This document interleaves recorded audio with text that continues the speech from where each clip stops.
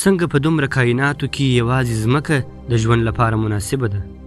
په دې پراخ کائنات کې میلیارډونه سیارې شته، ځینې له اوره ډکې دي، ځینې له یخه کنګل شوي، خو د دوی ټولو ترمنځ یوه داسې نړۍ شته چې ژوند پکښې پیدا شوی، هغه زموږ مځکه ده.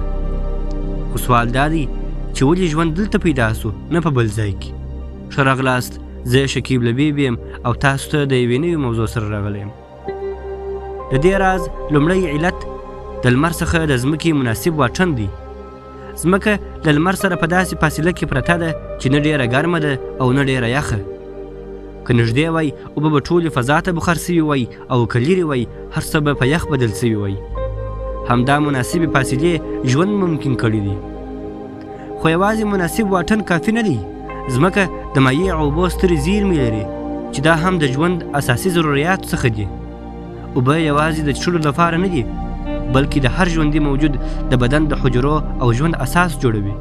همدا اوبه دي چې تر اوسه د ژوند تر ټولو مهم عنصر بلل کیږي.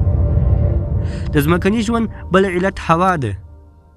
ځمکه د اټموسفیر داسې طبقې لري چې موږ ته د تنفس کولو لپاره اکسیجن راکوي او له خطرناکو فضایي وړانګو مو ساتي. خو تر ټولو حیرانونکې خبره دا ده چې ځمکه یو نالیدونکی محافظ هم لري، مقناطیسي میدان.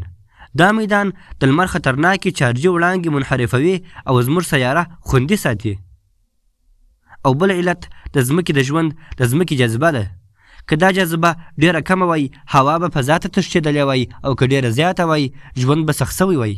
خو دلته هر څه په دقیق بیلانس او په دقیق توازن کې دي.